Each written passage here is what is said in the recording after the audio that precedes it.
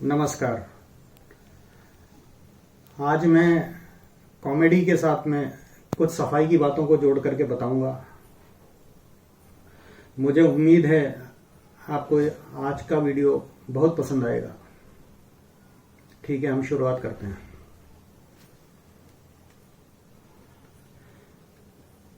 क्या हम सफाई के लिए कुछ कर भी रहे हैं? मैं सोचता हूं। सफाई पर 15 अगस्त 2014 को लाल किले से हमें सत्य का आईना दिखाने वाले प्रधानमंत्री श्री नरेंद्र मोदी जी के साहस को प्रणाम। वे जानते थे कि एक प्रधानमंत्री के रूप में वह क्या कह रहे हैं और उन्हें पूरा विश्व लाइव देख व सुन रहा है। कोई क्या कहेगा, कितनी आलोचना होगी, कितने सवालों के जवाब देने होंगे, इन सब बातों की चिंता किए बगैर ऐसे सत्य को कोई साहसी प्रधानमंत्री ही स्वीकार कर सकता है। और यहीं से देश में स्वच्छ भारत अभियान की नींव पड़ी और सभी क्षेत्रों में सफाई होने लगी।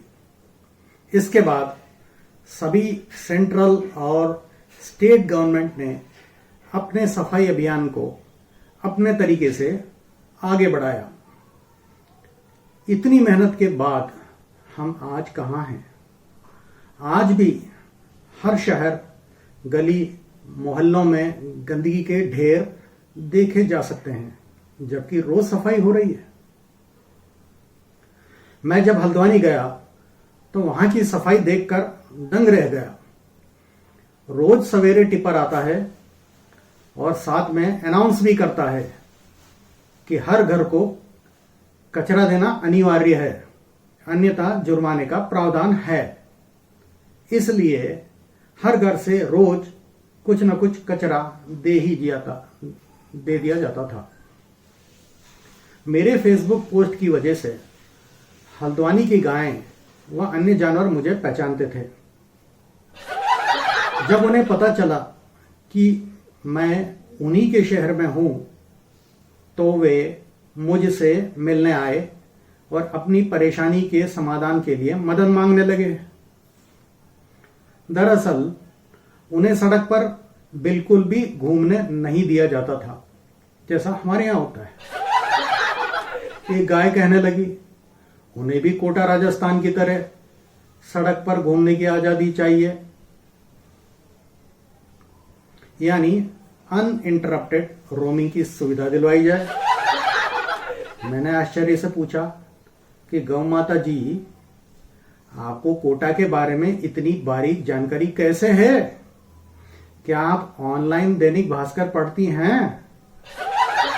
उसने बताया कि उसकी दीदी कोटा में ब्याही है और बैल जी, मेरा मतलब जीजा जी, साउथ इंडियन है और कोटा में ही निवास करते हैं। मैंने पूछा, बैल जी, मेरा मतलब आपके साउथ इंडियन जीजा जी करते क्या हैं? वह बोली, वैसे तो जीजा जी जल्लीकट्टू के नामी प्लेयर हैं और टूर्नामेंट खेलने हर साल साउथ इंडिया जाते हैं, पर बाकी समय कोटा में आड़ा तीये का काम करते हैं। मुझे आश्चर्य हुआ, बैल जी मतलब जीजा जी आड़ा तीये का काम कैसे कर लेते हैं? वह शर्माते हुए बोली, वो ऐसा है ना कि कभी कभी जीजा जी सड़क पर चलते लोगों को अपनी सींग से उठाकर आड़ा पटक देते हैं। इनमें से कईयों का तिया भी हो चुका है। हुआ ना आड़ा तिया। उसने आगे जोड़ा, दीदी भी कभी कभार घर के काम से टाइम निकालकर उनका साथ दे देती है। मैं सोच में पड़ गया, यही आजादी चाहिए हल्द्वानी में। तब तक कई गायों ने मुझे घेर लिया था। मैं समझ गया, आज मेरा आड़ा तिया पक्का है। पर उन्होंने केवल वादा लेकर मुझे छोड़ा कि मैं उनकी मदद करूंगा। इसके बाद मैं कोटा आ गया। कोटा आकर मैंने उत्तराखंड के बड़े अधिकारियों से फोन पर बात की, पर उन्होंने गायों को सड़क पर घूमने की आजादी देने से साफ इनकार कर दिया। मेरी भी पावर कम थोड़ी है। बात न मानने पर मैं अब तक 3 मुख्यमंत्रियों को बदलवा चुका हूं। उम्मीद है कि एक न एक दिन कोटा की तरह हल्द्वानी की गायों को भी उनका अधिकार दिलवा कर ही रहूंगा। अब थोड़ा काम की बात हो जाए। स्वीडन ना केवल अपने कचरे से बिजली बनाता है, बल्कि दूसरे देशों से कचरा इंपोर्ट भी करता है ताकि और बिजली बनाई जा सके। कितनी अजीब बात है कि पूरे विश्व में हमारे वैज्ञानिकों के दिमाग का डंका बजता है, पर हम अब तक कचरे से मुक्ति नहीं पा सके। हम प्लास्टिक से सड़क क्यों नहीं बना सकते? जैसा प्लास्टिक मैन के नाम से विख्यात पद्मश्री डॉक्टर राजगोपालन वासुदेवन साहब बताते हैं, वे अपनी पैटेंटेड टेक्नोलॉजी को भी हमसे फ्री में शेयर करने को तैयार हैं। सभी राज्य सरकारें उन्हें अप्रोच करें और लाभ उठाएं। कचरे को फुटबॉल की तरह इधर से उधर धकेलने की बजाय हमें इससे बिजली और प्लास्टिक से सड़क बनाना शुरू कर देना चाहिए। इन दिनों कोटा में काफी गर्मी पड़ रही है, उमस भी ज्यादा है। पत्नी बोली कि कुछ काम करो और गर्मी कम करने के उपाय करो। मैंने कहा, दिन भर फेसबुक के लिए पोस्ट बनाता रहता हूं, क्या यह काम नहीं है? कभी मेरी पोस्ट पढ़कर देखना। तुम्हारी पोस्ट को तो मैंने कभी का ब्लॉक कर दिया। दिन भर उल जलूल बातें लिखते रहते हो। पसीना पोंछते हुए बोली, कोटा में बरसात नहीं हो रही, कोई यज्ञ कराओ तो बात बने। मुझे उसकी बात जंच गई। मैं अपने राशन की दुकान पर पहुंचा और बोला, भैया मुझे 501 रुपए की हवन सामग्री दो।